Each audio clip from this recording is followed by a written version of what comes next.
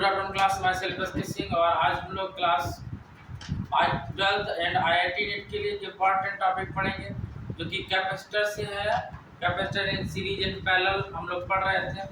तो इसमें हम लोग ने सिंपल वाले क्वेश्चन इससे पहले वीडियो में कर चुके हैं और अब ये सेकेंड लेक्चर में हम लोग देखेंगे। इस टाइप का कैपेसिटर है, इसमें क्वेश्चन स्टाइल लिखा हुआ है 4 plates each cross section area ए। 4 प्लेट है, देखिए 1 2 3 4 ईच क्रॉस सेक्शन एरिया ए। ठीक है, separation between the plate is small D. प्लेटों के बीच सेपरेशन कितना है? Small D. Separation between the plate is small D. हमें फाइंड करना है कि इसका टोटल कैपेसिटेंस कितना होगा। टोटल कैपेसिटर फाइंड करना है। क्या फाइंड करना है? Total capacitor. देखिएगा, ए को हम लोग प्लस क्यू चार्ज लेंगे और बी को क्या कंसीडर करेंगे? माइनस क्यू चार्ज कंसीडर करेंगे। Plus Q charge minus Q charge. और तो ये प्लेट प्लस की होगी और ये प्लेट प्लस की होगी। ये माइनस का, तो ये प्लेट माइनस की होगी, ये प्लेट माइनस की होगी। ठीक है, प्लेट किसकी होगी? माइनस की होगी। अब हमें जो ऑप्शन इसके गिवन है, फर्स्ट ऑप्शन है ए 3। फर्स्ट ऑप्शन है epsilon naught A by D. Second option है 2 epsilon naught A by D. और जो थर्ड ऑप्शन है C 3 epsilon naught A by D. और फोर्थ ऑप्शन है एन ओ डी। इनमें से कोई नहीं। ठीक है, तो कौन सा वाला होगा? A B C. इसे बी बोलेंगे, इसे डी। कौन सा वाला होगा? बी वाला है। कौन सा वाला है? कैसे? देखिए, एक चीज और समझिएगा, यदि आप के ऐड होता सभी में तो के भी लिख लेते कि डायरेक्ट कांस्टेंट होता है। ठीक है ना? आपको पता है इसमें प्लेटें कितनी है? एक प्लेट ये C1 है और एक प्लेट ये C2। ठीक है ना? और इस टाइप के कैपेसिटर कनेक्टेड है तो उसे हम लोग पैरेलल कनेक्शन देते हैं। क्या कहते हैं? Parallel connection. देखिएगा, तो C1 इक्वल क्या होगा? K A epsilon naught by D. ठीक है, अब के यहाँ नहीं है, इसका मींस के की वैल्यू एयर या वैक्यूम के लिए 1 कंसीडर करते हैं। मींस के की वैल्यू क्या होगी? 1 हो गई। ठीक है ना? तो के हम लोगों ने कंसीडर नहीं किया। सेम हियर C2 होगा A epsilon naught by D. यहाँ पे हम लोग C1 फाइंड किए, C2 फाइंड किए। ठीक है ना? अभी पैरेलल में है तो सीकल C1 प्लस C2 लेंगे तो C equal A epsilon naught by D plus A epsilon naught by D. दोनों को ऐड किया तो सीकल क्या आएगा? 2a। कितना आएगा? 2a epsilon naught by D. ये हमारा क्या फाइंड होगा? कैपेसिटर फाइंड होगा। क्या फाइंड होगा? कैपेसिटर फाइंड होगा 2 epsilon naught a by D. बात समझ आ गई? अब इसी क्वेश्चन में लैंग्वेज सेम रहेगी कि 2 प्लेट्स, सॉरी 4 प्लेट्स इस क्रॉस सेक्शन एरिया ए। जो सेकेंड क्वेश्चन होगा, नेक्स्ट क्वेश्चन होगा, उसमें भी लैंग्वेज सेम रहेगी। 4 प्लेट्स इस cross section area A, separation between D, find the equivalent capacitance between A and B. ऐसा लिखा होगा। और उस क्वेश्चन में क्या होगा? थोड़ा सा चेंजिंग रहेगा उस क्वेश्चन में। देखिए, चेंजिंग क्या रहेगा? ये जो बी था हमारे पास, बी को उन्होंने ऐसे बना दिया, इस टाइप से। इन्होंने इस टाइप से बनाया। ठीक है ना? जब इस टाइप से बनाया बी को, अब आप बताइए इसका टोटल कैपेसिटेंस क्या होगा? ये हमें फाइंड आउट करना है। और ऑप्शन सेम रहेंगे। इसका टोटल कैपेसिटेंस क्या है? क्वेश्चन नंबर सेकेंड हो गया। कौन सा क्वेश्चन है? Second question. तो देखिएगा, ये प्लस चार्ज है और इधर ये बी है। बी पे कौन सा चार्ज है? माइनस चार्ज है। देखिए, ये प्लस का है और ये माइनस का है। एक कैपेसिटर ये हुआ C1, ये प्लस का है, ये माइनस का है। ये कैपेसिटर हुआ C2, ये प्लस का है, ये माइनस का है। ये कैपेसिटर हुआ C3। कितना हुआ? C3। इन तीनों को यदि हम पैरेलल कनेक्ट करेंगे, simple C1 plus C2 plus C3 आएगा। और C की value epsilon naught a by D plus epsilon naught a by D plus epsilon naught a by D आएगा। तो टोटल C आएगा 3 epsilon naught a by D. ये हमारा total capacitor find होगा और ये आंसर है, ठीक है ना। नाउ नेक्स्ट क्वेश्चन है, बोल रहा है कि अब पैरेलल प्लेट कैपेसिटर है, क्या है, पैरेलल प्लेट कैपेसिटर और एरिया ए है, क्या है, area A metre square.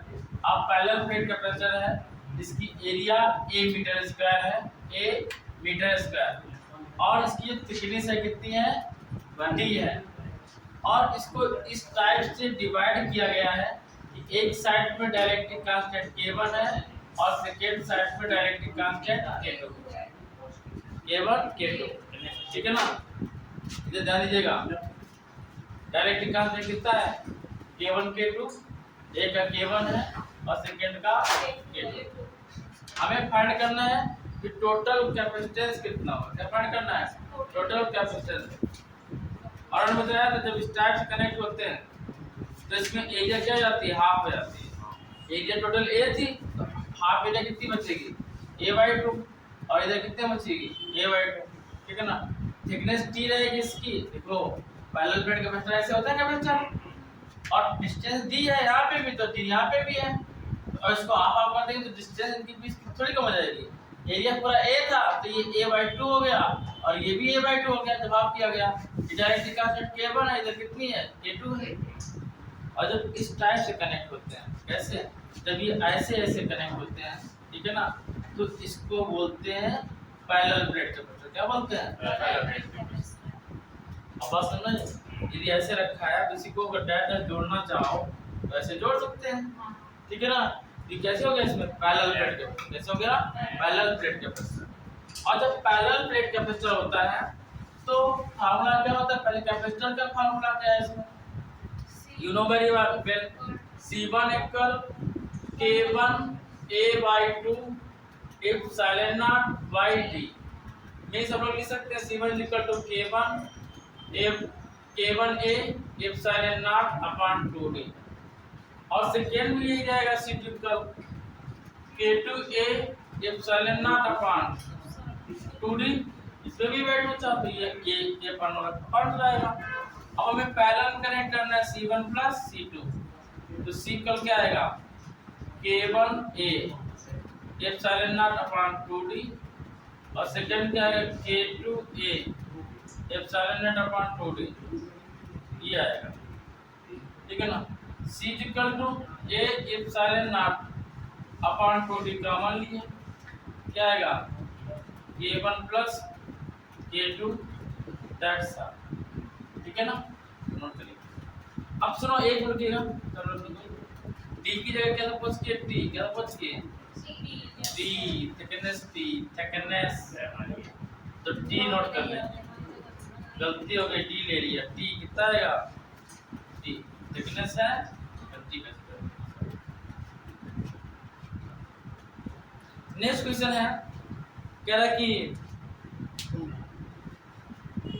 a parallel plate condenser is filled with two dielectric isotope figure, area of each plate is a meter square and the separation is d meter, dielectric constant are K1 K2 respectively, the capacitance is n farad will be, capacitance find करना है किसमें, farad में।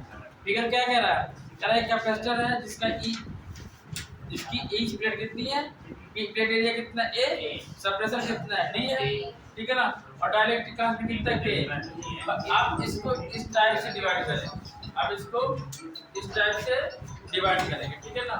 Area a metre square है, ठीक है ना, और इसको इस टाइप से डिवाइड किया गया, और इसकी जो थिकनेस थी वो d थी, ठीक है ना।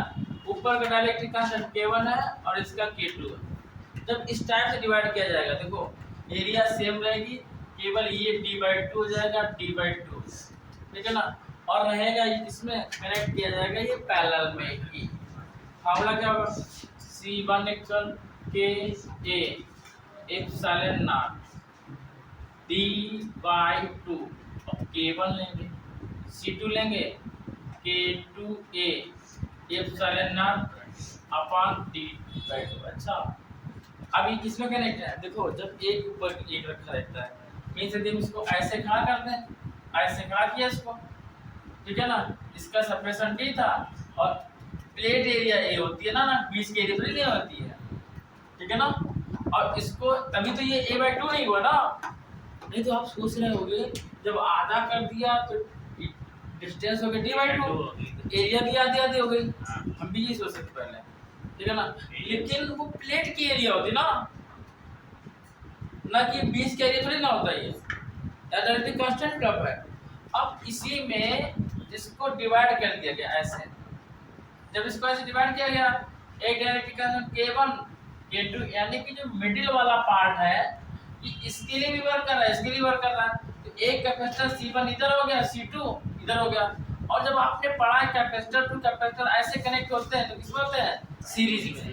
कैसे होते हैं, और जब ऐसे होते हैं जैसे पिछला बताया था, जब ऐसे होते हैं तो होते हैं पैरेलल में, और जब ऐसे होते हैं किसमें होते हैं, सीरीज में। इन दोनों किस में कनेक्ट करेंगे, सीरीज में। किसमें कनेक्ट करेंगे, सीरीज में। और सीरीज का फार्मूला होता है बच्चा 1/c² 1/c1 + 1/c। यहाँ ध्यान दीजिएगा, 2 को हम ऊपर भेज सकते हैं, इस 2 को भी लोग ऊपर भेज सकते हैं, लेकिन यहाँ पे 1/c है, ठीक है ना। तो इसको हम लोग ऐसे लिख सकते थे 2k1a ε0/d, और यहाँ लिख सकते 2k2a ε0/d। अब आप लोग इतना समझदार नहीं, अगर इसको उल्टा कर दें तो वैल्यू d वाले ऊपर पहुंच जाएगी, ये 1 आ जाएगी। तो इसको कर दिया उल्टा, d/2k1a ε0 + d/2k2a ε0। ये हम लोगों ने सॉल्व किया। अब 1/c² d कॉमन लिया, 2 कॉमन हुआ, ε0 कॉमन हुआ, क्या बचा 1/k1 + 1/k2, ठीक है।